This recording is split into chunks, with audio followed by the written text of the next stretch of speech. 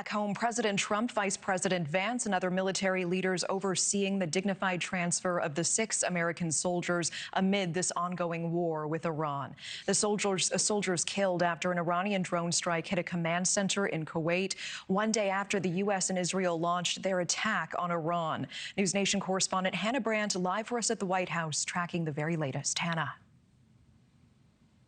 Natasha, President Trump calling this a very sad day and a tough situation. He paid his respects to those 6 fallen soldiers earlier this afternoon. And in doing so, we saw the president standing alongside the First Lady, the Vice President, Secretary Hegseth. You can see them there, all paying tribute to the sacrifice of those soldiers. They're saluting the cases, carrying the bodies of those service members as they're being returned to their families. And President Trump also met directly with the families of the soldiers. Right after the transfer, the president talking to reporters, he was asked if the loss of these service members makes him think a bit differently about this conflict. And here's what he said. Winning the war by a lot. We've decimated their whole evil empire. It'll continue, I'm sure, for a little while. Yep. But very proud of the people at Paris. The parents were so proud. The president promising even more intense military action in Iran is to come. He declined to give a specific timeline for the operation. In the past, he said it could be several weeks. Today, he said only that the U.S. will do whatever it takes.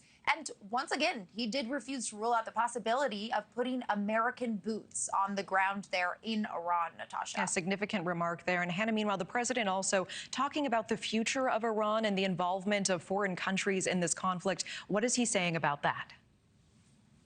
The future of Iran remains the big question at this point, and President Trump is confirming he plans to be very involved in the selection of a new leader for the country. But he didn't say exactly how he hopes that's going to unfold, only saying he wants the next leader to avoid getting Iran involved in another conflict.